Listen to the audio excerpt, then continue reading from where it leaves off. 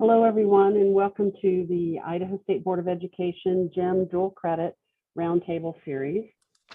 Today's roundtable is on the process of onboarding dual credit instructors, and today's roundtable will be recorded and posted to the Idaho State Board of Education's YouTube channel. We'll go ahead and get started. I'm going to go ahead and share my screen so you can see the PowerPoint here. All right, hopefully y'all can see today's agenda on the screen. So today's meeting will follow a similar format to our prior sessions. We'll have approximately 30 minutes that will be presentations, and we'll leave approximately 25 minutes for discussion. If you've not already done so, if you would please go ahead and take a minute to mute your microphone. The roundtable, again, as I mentioned earlier, will be recorded and posted to the Idaho State Board of Education's YouTube channel. If you have questions during the presentation portion of the roundtable, feel free to use the chat feature, and I will monitor this and make sure we get to your question during the discussion portion of this session. My name is Dana Kelly, and I'm the Student Affairs Program Manager for the Idaho State Board of Education. Part of my responsibilities for the board includes dual credit, and I am very excited to assist in facilitating these roundtables. Today's roundtable is onboarding dual credit instructors, and this process is critical to the success of your dual credit program. Today, we're going to hear from two of our campuses on some examples of onboarding. It is important to note that the processes may vary not only by campus, but also by departments. Our hope is that the insight provided today will spark ideas for you to further discuss these activities on your own campus and within your own departments. Today's CWI will be talking about the onboarding processes that they use, including the discussion of liaison coordinators and liaisons. They'll also provide some examples of their professional development. And then we're very fortunate to have Tim Curry, who is a faculty mentor, talk a little bit about the mentoring role and that importance. The University of Idaho is our second campus that we will be presenting today, and they're going to share various ways that some of their departments conduct professional development and other onboarding ideas. And in addition, we're going to hear from the University of Idaho on some of their plans for change. We're very fortunate to have today's presenters, and I'm going to introduce each of them now and then permit them to go ahead and proceed with the presentation. Shannon Pape is the CWI Assistant Director for Dual Credit, and she's been in the Dual Credit office for 10 years. She contributes to creating dual credit support institution-wide by visualizing and planning for programmatic growth and innovation. Shannon also helps foster connections and partnerships with departments across campus, as well as relationships within the secondary education system to continue building a shared overarching goal of student success. Tim Curry is currently an associate professor of clinical exercise physiology in the Department of Health Science at the College of Western Idaho. Within the Department of Health Science at the College of Western Idaho, Tim is lead faculty for the exercise science degree program, but also several other courses that serve a wide range of students across the college. Currently, Tim is in his second year as the dual credit liaison coordinator for the Department of Health Science, but he's also acted as a faculty liaison for a number of years prior to this change in his role. Professionally, Tim has over a decade of experience in the field, working with everyone from clinical patients to professional athletes. He teaches graduate level courses for Boise State as an affiliate graduate faculty, and he works for the U.S. speed skating team. Marlene Perez knows that successful students become successful adults. In her 11 years in education, she has worked in low-income communities in K-12 in San Antonio and in higher education for adult learners in Seattle, helping the community gain valuable training for the workforce. Marlene approaches education as an opportunity to promote college access and success to families with equality issues. As the coordinator for the dual credit program at the University of Idaho, Marlene advises their campus homeschool students, providing resource and admission to on-campus courses. And our final presenter for today is Casie Moreland, and she has over 10 years experience in dual credit as a researcher, teacher, faculty liaison, and administrator. She has worked in and researched dual credit systems in K-12 and higher education in Texas, Arizona, and Connecticut. Currently, she's the director of dual credit at the University of Idaho. She has extensive knowledge of implementation at the national, state, and local levels. Moreland approaches dual credit with commitments to issues of equity, ensuring quality and rigor, matriculation, and college graduation rates. Moreland completed her dissertation that focuses on dual credit in 2018. She is currently a member of the Conference on College Composition and Communication, CCCC. She's part of the executive committee and co-chair of the CCCC Dual Enrollment Studies Special Interest Group. She has contributed chapters focused on dual credit in multiple edited collections. She is the co-editor of the Dual Enrollment Kaleidoscope, Reconfiguring Perceptions of First-Year Writing and Composition Studies. Moreland's book, The Impossible Plan, A History of Dual Enrollment in an Era of White Complacency, is under contract and review with the SUNY Press. Now I'll turn over the rest of our presentation by starting with Shannon Pape from the College of Western Idaho. Thank you, Shannon.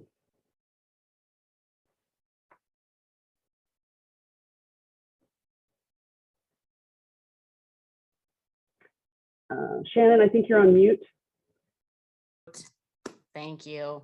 Okay, I'll start over. Just thank you, Dana, for giving us this opportunity. And happy Friday, everybody. It's nice to see some sunshine. I don't know about U of I, but we've got sunshine down here in Boise today. So it's super nice to not be socked under the inversion. I'm just going to spend a few minutes talking about some of the challenges that our program has faced since we've had some insurmountable growth. And before I go too far into talking about the challenges, I am just going to share my screen really quick and show you guys a little growth chart that we put together just so you have some history. This growth chart goes back to 2011, but the program for CWI in dual credit actually started in 2010. It would have been the fall semester of 2010, and they were just kind of on a real minuscule baby scale. So I don't have the data for 2010. I do have the data for 2011. And as you can see, we started out with working with 16 schools in 2011 with 57 teachers and about 95 course offerings. So these aren't individual sections. These are individual courses that are being offered. And what I did with the data is I just combined fall and spring for that academic term. So as you can see, fast forward 11 years, we this current year have 891 sections that we're offering between fall and spring. We're working with 444 teachers and 90 high schools. So if you look at the growth percentage-wise over the course of 11 years, it's something ridiculous like 600%. And I'm sure we're all there, right? Because you start on these really tiny scales. But I just chose to look at the last 5 years historically with CWI in our dual credit. And so we've still seen, even in the last 5 years, a 65% increase just since 2016. Even with the pandemic here, we had 840 sections, which was above 813. So a slow, steady growth, but growth nonetheless. So you can imagine that this has posed some challenges for our program. And I just wanted to address a couple of the challenges. Two of them are just the need for oversight that we have, not specifically with the curriculum alignment process, and I'll break that down here in a second, but more specifically with the ongoing requirements that happen from, semester to semester and year to year, and those relationships between our liaisons and our high school teachers. So when I use the term liaison, I'm also referring to like a mentor or a curriculum reviewer. I think all of our programs kind of use those terms interchangeably, but we choose to use the term liaison. They are just, in a sense, a liaison between the department and our dual credit office, so they can kind of speak to both dual credit and the department expectations. And then what we've done let me just say that the second area of challenge we've had to kind of overcome is in professional development. So I'll go back to the herding the cats if you will, on the curriculum alignment process and the overview of those relationships between faculty and our liaisons. We started out working with a high school teacher who left teaching English at the high school, and she started teaching English for CWI as a full-time professor.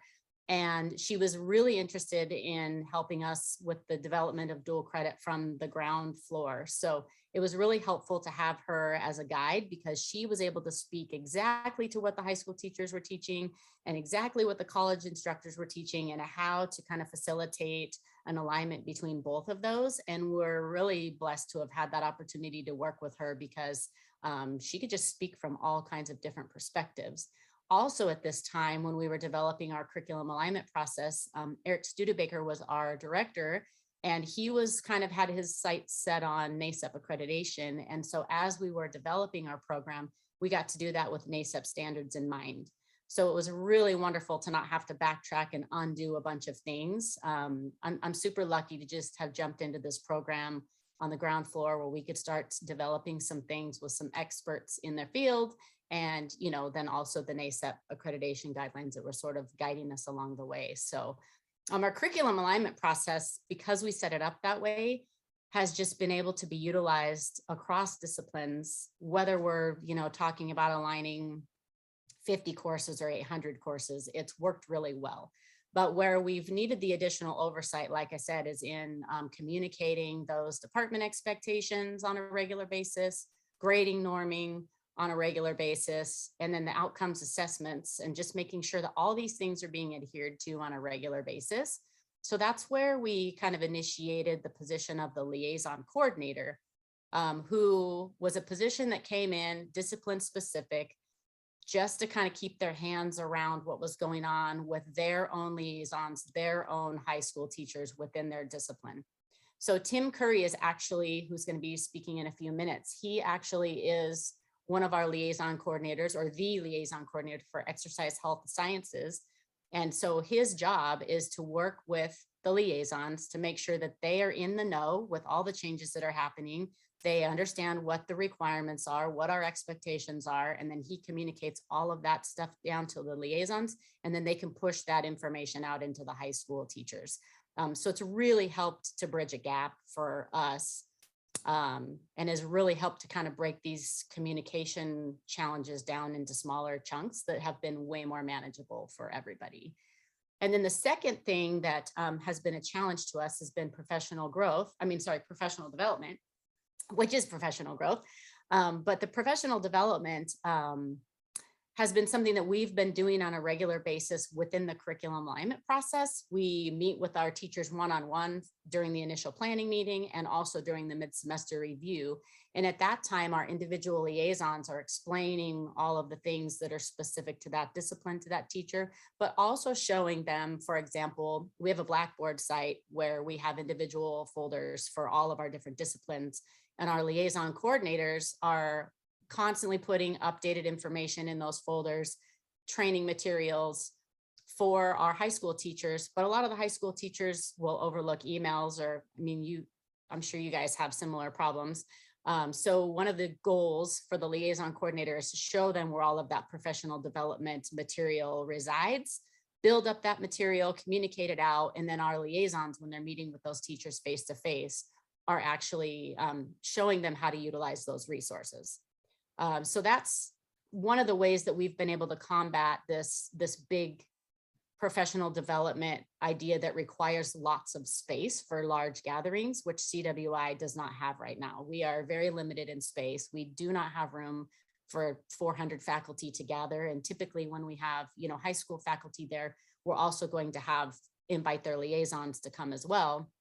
And so we just don't have a space that's big enough for that. So we're doing it on a one-on-one individual level, but the liaison coordinators have also been tasked with building out some more in-depth trainings for our dual credit high school teachers.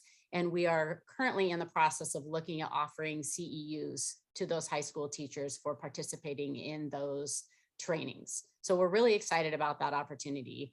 And then of course, like every institution probably has, we give the freedom to our individual departments and liaison coordinators to invite dual credit instructors to other departmental professional development opportunities that are going on around campus, or sometimes Boise State will do, some professional development in math, and they'll invite our faculty, we'll invite our dual credit faculty. So just kind of opening that up on a broader scale, so that we can kind of encompass the dual credit teachers along with our college faculty as well. So these are just a few of the things we've done to overcome some of the challenges, but I'm looking forward to hearing what some others have to say about professional development. Thanks, Dana. You're welcome. Why don't you go ahead and stop screen sharing, and we'll turn it over to Tim to kind of talk a little bit about his experience as a faculty mentor and liaison coordinator. Welcome, Tim. Hi there.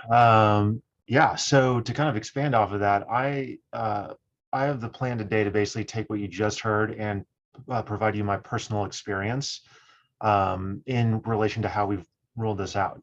So just to give everybody an idea, I've been in this liaison role where I'm at right now for about 2 years.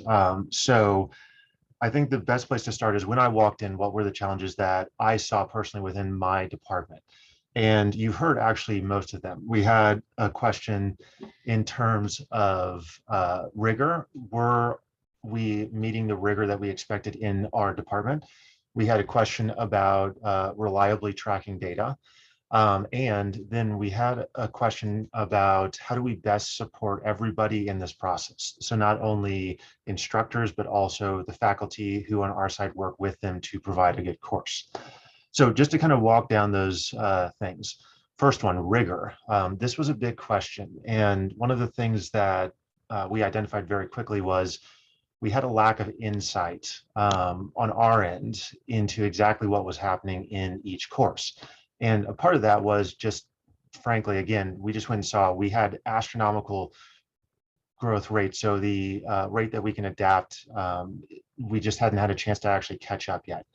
So to address that, the first thing that I did, which I believe is the first important part, is my chair and I sat down and laid out, okay, what do we expect to see out of these as a rigor guideline? And what we landed on was, as these are a college course and they are being given college points for this, they should be adhering to the exact same as what we expect for ourselves internally.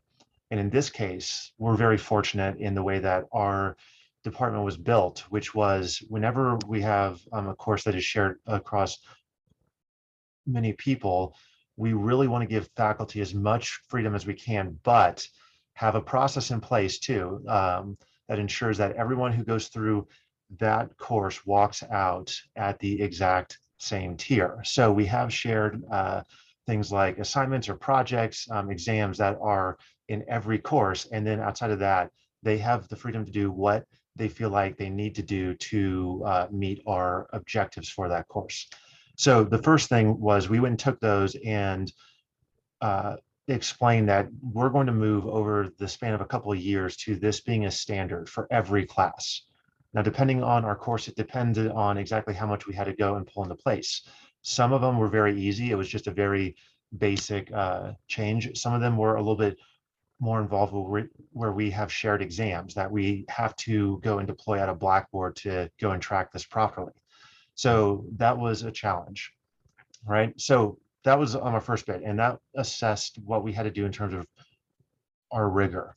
And then from there, what we did was we began to apply that third thing, which is how do we support everybody to the best possible way? And to do that, what we've done is we've actually instituted quite a bit of new thoughts to help provide support in many ways. The first way was we've built Blackboard sandboxes. So like a course site that lives and breathes just for that one course. Inside of these, we have everything that our faculty need, everything that everybody in that course needs, including examples of what we do for week 1 and week 2 and week 3 and on and on and on. So now we only have to go to one site to get everything I need for that one course.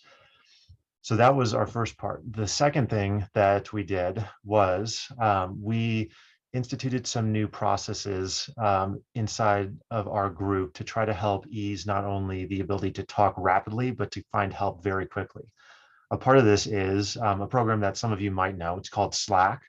If you know Teams, it's the exact same thing, but by a different group. And we created a Slack team that goes and houses not only our entire department group, but also everyone who's involved. So they can reach out in real time. And it's almost like it's a text between you and I, or you and a group of us, so that they have the ability to quickly go and reach out, share, go and get help in a way that's much, much faster and more reliable than the way that we've gone and approached this before in our past. And so that was part two. Part three of this to go and help out was I've been consistently looking at how do we implement new technologies that make everybody's life easier. And I can show these if we want to. I didn't want to go over our expected point in time here, but a few of the things that we've done include, for example, going and taking our midterm visit form and moving it from a Word file to a Microsoft form that they go and fill out, and it branches appropriately. And so they only have to answer things that are relevant to what they are doing right then. And it generates a Word file for them. So now there's not a question about, is this done right? Did I fill it out right? It's eased that quite a bit. And it has allowed us on our end to keep a back end where we have a file that stores all of this.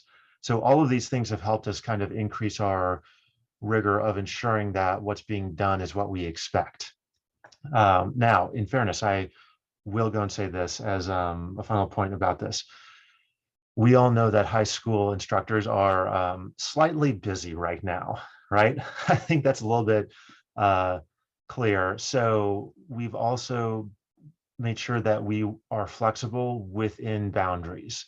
Our original plan was to roll out all of these new alignments and how we report our data and all of this stuff over a span of 2 years. We've moved that out to 3 because what we've had as feedback this past fall was that because of the ongoing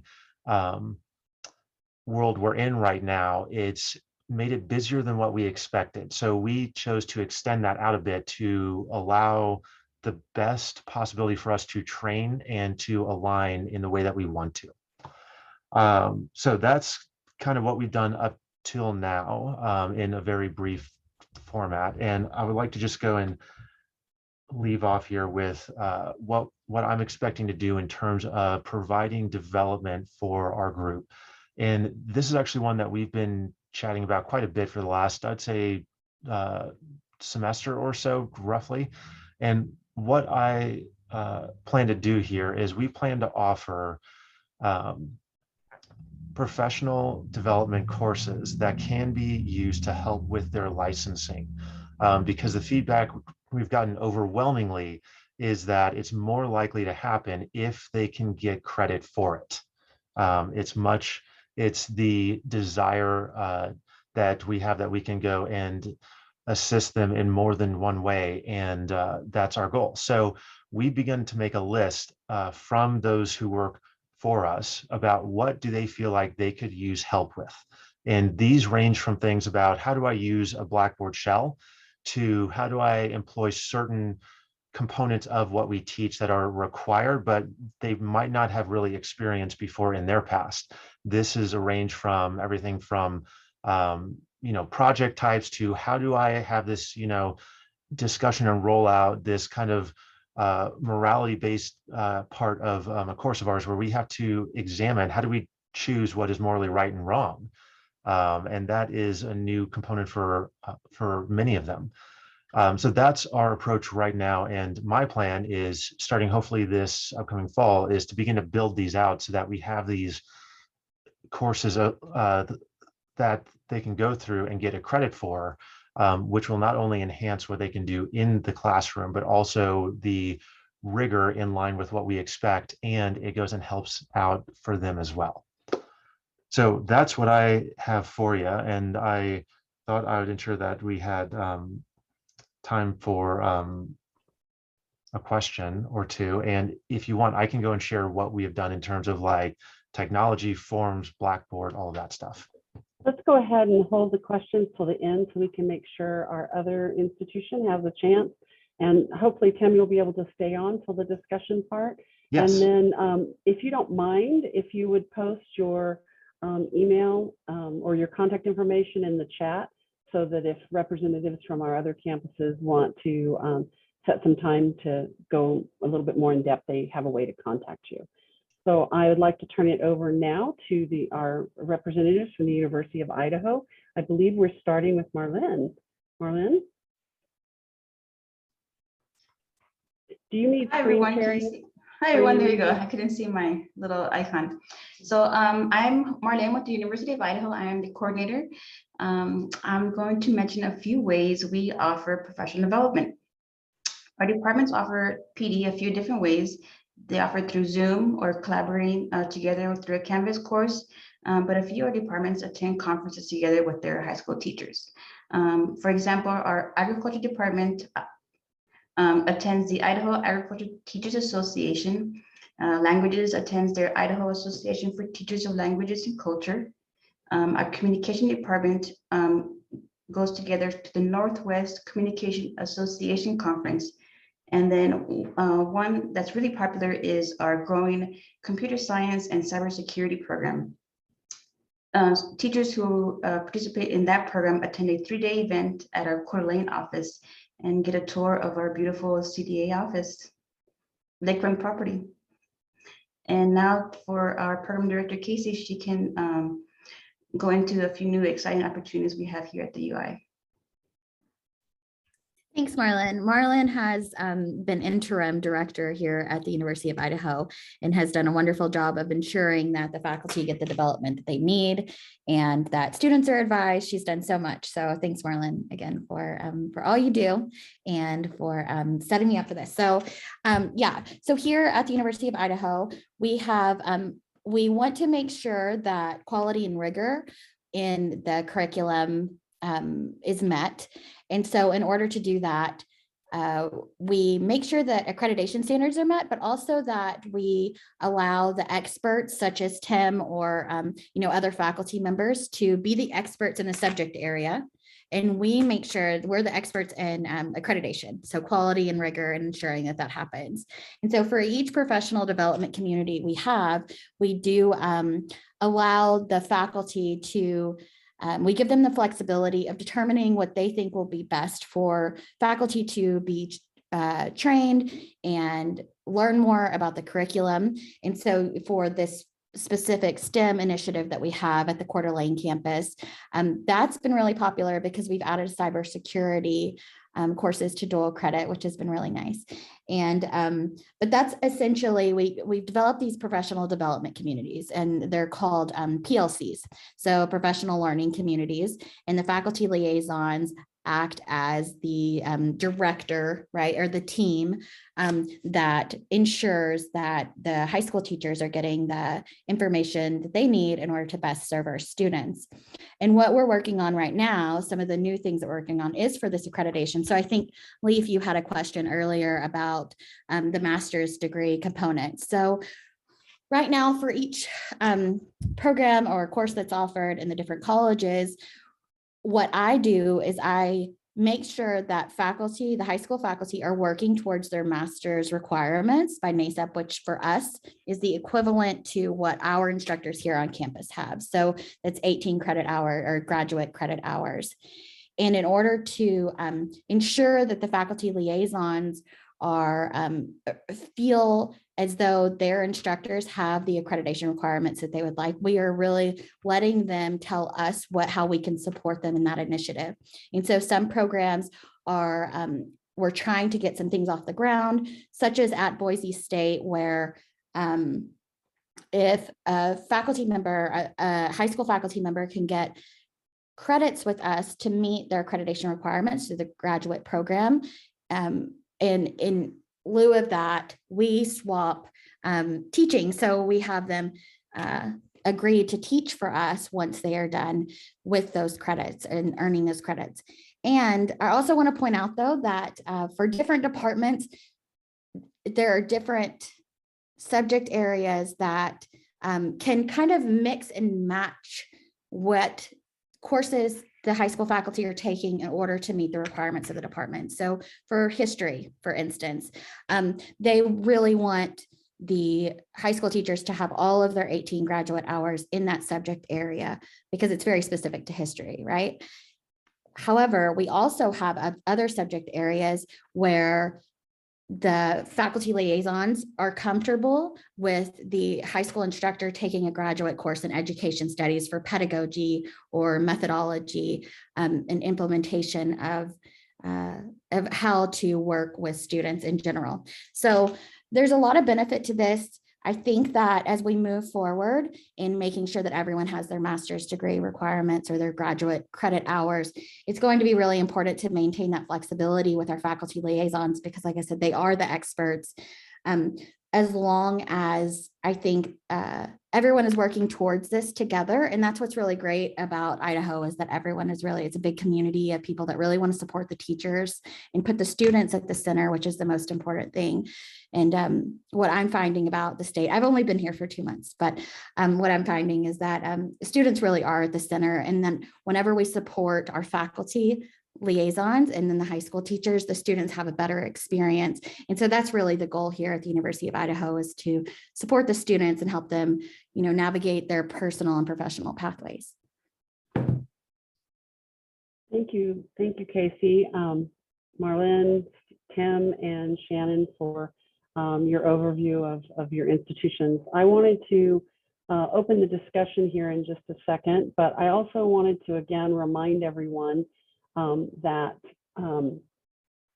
there, you know, as you can see from the examples that were provided, things vary, and it's frequently driven what the academic department wants and needs, not only in who's acceptable to teach, who they're willing to approve, but also how they onboard instructors. And so that's why these roundtables are so critically important, to kind of pair up ideas from around the state so that our general education and other department and faculty representatives can work more closely with their dual credit departments to continue providing quality dual credit offerings around the state.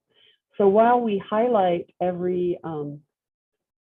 each one of these roundtables, 2 to 3 institutions, you'll know that you have representatives from all of our institutions on the call today. So if you want to put in the chat any questions about maybe something that's happening on your own campus, or questions about your own campus, feel free to do so, or to reach out privately to your institution rep. So at this point, we're going to open it up to questions. And again, before we end, I want to thank the department. And I have one other question. Marlene and Casie, when we were planning for this session, you also described you know, some variety in what your departments do. And if I recall correctly, some of your departments actually bring your high school instructors to your campus, even flying some in sometimes in order to have. So that's just another way of saying there's a wide variety in how departments and institutions can provide professional development that meets the academic needs for their high school instructors. So with that, please unmute yourself if you have a question or a discussion, if you want to share something that's happening in your department or on your campus. I have a question.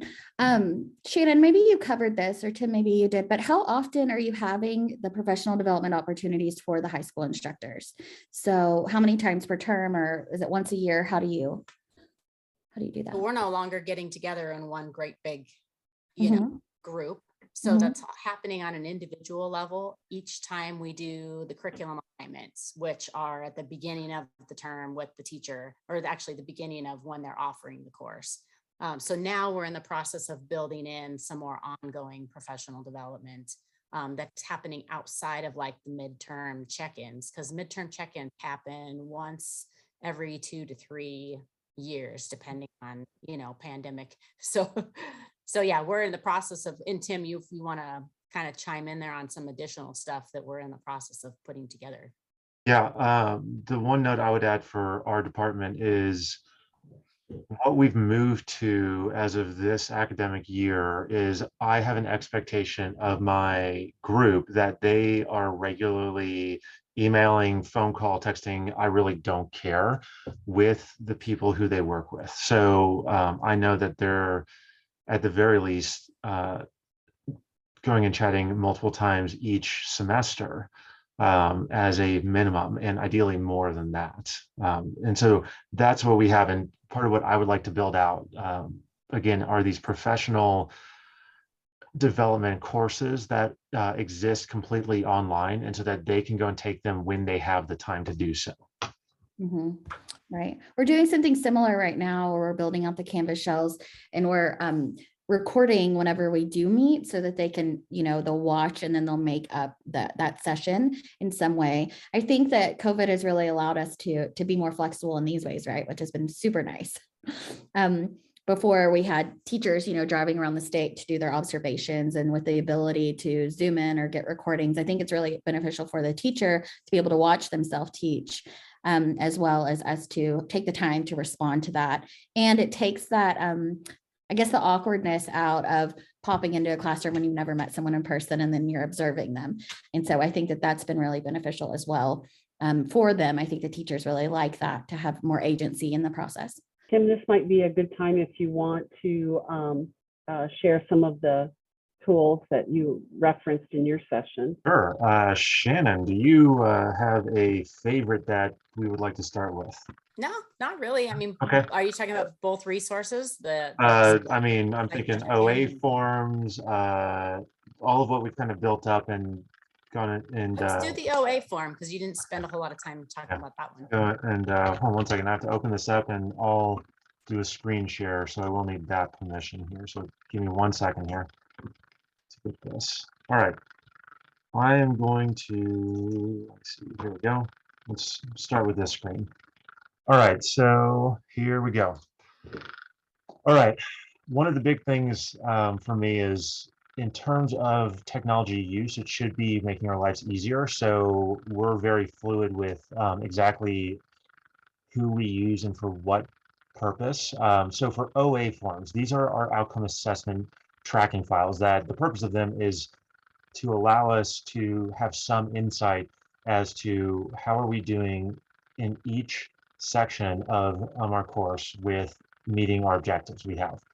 Now, this is actually one I'll admit, we actually went and copied from what we did for our department about 5-6 years ago, which was moving from Excel files to a Google form, because it is easier, it's faster, and it's so much cleaner. So what we've done here is, and in fact, it's work that I've done for our department that I just moved over.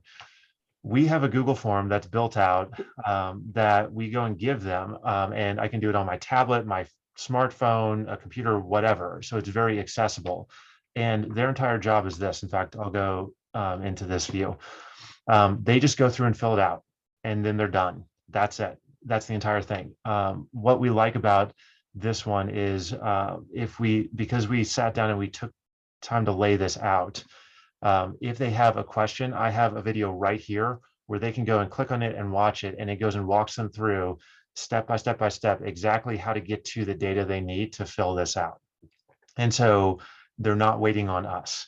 Then I just go through here and I just go and say, it's, the fall of our past year, it was in person, and fill out all of this work and go and hit this button down here, and we have it. So on our end, and it's a part of why we went and used a Google form, is because I can easily push that to go and fill out a Google sheet. And these are just examples of them just playing. So this is not real data. I'll just go and say that we're bringing this into effect as a pilot run this current spring. So this is not a private set of data. But what's nice about this is now when we reach the end of our year, what we're going to do is our faculty will be tasked to go in here and look at the folks that they have and see, does the data make sense? And by that, I mean, we know, and I mean, it's just part of like, life, that it's highly unlikely that we'll see 100% perfect here on a thing like an exam, right? There's always at least one person who goes and misses a question.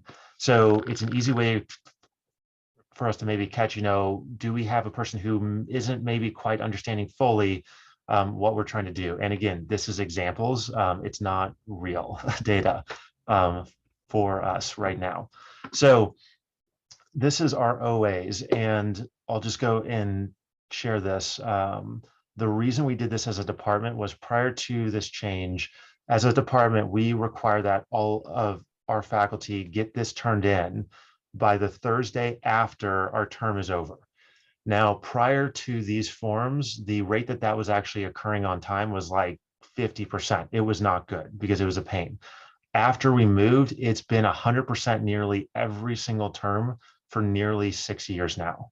It has been really, really nice that it's eased our job on our end, that we don't now go and chase down like, a dozen folks to go and get this work done.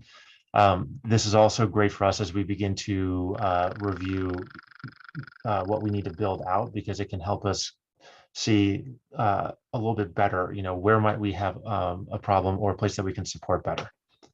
And so that's our OAs. Now, if you give me a second, I'll also go and bring up a piece of work that we're currently doing, if we're okay with that. Sure. Yeah, good. Okay. Yeah. So I'm going to pull up a different screen here. So go and give me 1 second here. We're going to pull up this. All right. So switching from Google to a Microsoft product. This again it's all about application, and I am a tech nerd, by the way, so I'm always trying to find what's the best way that I can go and meet our needs. Midterm site visits, as we all know, really important for us to not only go and form that link, but also have a good understanding of what's actually occurring inside of a classroom. We currently right now go and have this done as a Microsoft Word file, but this is what we built over our past fall term that I believe will replace this. And it's what is called a branching form. And so what this does is I will go through here and fill it out until I go and hit a point like this, right? I'm sorry, this right here. And then based on what I actually answer, it may go and add additional things for me to fill in. So if I said poorly here, I'm sorry, I haven't gone built in that one quite yet. But here, I say, well, we're not doing great. And yeah, there are things that we need to improve. And I hit yes, and it goes and prompts me, okay, what needs to be improved? Versus if I went and said no here, it doesn't. So it allows them to only fill out the parts of this form that we need from them, right? Because if there's not a problem, I don't need them to fill that out. So I fill all of this out, and what occurs after this, and it's part of what I believe goes and helps this be effective. And again, we're getting into a little bit more tech nerdery, so this one, or it's a little bit more involved, is I use part of a tool here to basically build what is called a flow that goes and says every time that that's submitted, what this actually does. And I'll go and bring up actually our files. So I am pausing for 1 second here just to ensure I don't go and share a thing I shouldn't share, because I need to get into a specific folder inside of our department drive. Where are we here? Let's see, dual credit. All right, so I'll reshare. So what this does is think of it as a program on the back end that when I fill that out, it takes all of that data and it is going to go into our drive. And it goes in here and it creates a Word file out of what I just went and did. And all of these ones are then resent to the faculty for them to go and submit through the proper pathway, but these are retained by us in one space. And so that if they're lost, if they don't appear right, all of that stuff, we can just go back in here and find them. And it in fact names the file based on the course, instructor, and the date that it is turned in. So these are very, very easy to actually find as this expands and expands and expands. And as you can probably guess, if we have hundreds of these each term, this is going to get to be a very busy folder very quickly, right? So it's a way that we've applied this for our fall term in my department and group, and the feedback that we've had, which again, most of ours are spring, so it's been light, is wow, this is way easier and faster than the Word form. So we're in the process of actually finalizing this and ensuring that our entire group is good. And if they are, then we'll move to actually apply this as the way that we do everything from here on out, from what I gather. And if I'm wrong, Shannon, tell me. Nope, you're spot on. So that's kind of what we've done. And the last thing I would go and share, and I'll again pause here because I have another screen I have to pull up, is just to go and show you an example. This is Slack, and I have Slack groups for a whole bunch of things, between our department itself to this work to some various outside groups. But this is the example of what it appears as on my end. And just to explain this, think of this as chat messaging, but in a much more organized way.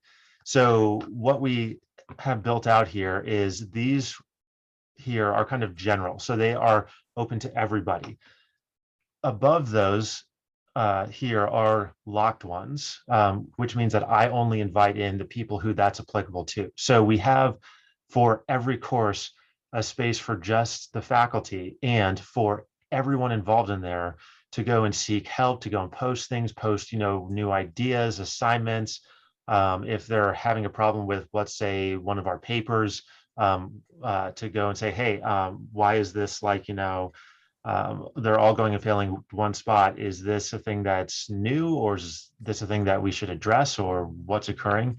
And on top of that, I can in here actually go and chat with our entire team. And my favorite part is A, this is free, and B, the free version stores up to 5 gigabytes of files in here, or up to 10,000 messages, all of which I can just go up here, click and search. And so if I need a form, I can just go and click and search and say, I need, let's say one that appeared recently is a change of grade form. I can just go and search and it will find it for me. So it's a great space, and it's been one that we've even gone and brought up within our larger dual credit team. And it seems like it kind of helps ease that regular chatting with our entire group. And I'm here, so if you want help on Slack or these things, let me know. Thank you, Tim. Appreciate it. Absolutely. I'm going to share my screen here, and just wanted to remind everyone that if you missed earlier sessions and want to view them, you can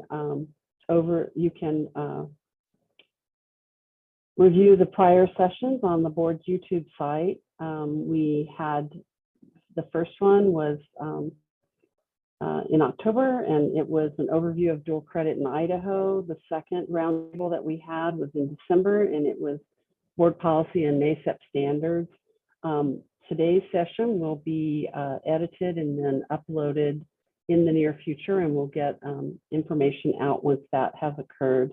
I also hope that you will put on your calendars and include, particularly for our GEM partners, I think you'll really want to participate in the next session, which is on efficacy data. I know that questions of quality and how students do once they come to your campus is always high on people's desire to know more about. And so we'll be focusing on some work that's been done by ISU, and we're also hoping to have WICHE come in and talk about their recent report that they did for the state, and we'll seek some other information from other campuses on following their students once they matriculate to their colleges and universities.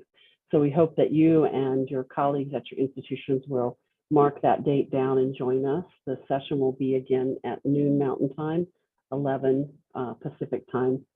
And then the General Education Summit, the GEM Summit, is scheduled for April, and we're having, that will be hopefully hosted in person in Boise, and our dual credit coordinators are invited to the portion of that summit that relates to dual credit. And I think that the primary focus is on assessment.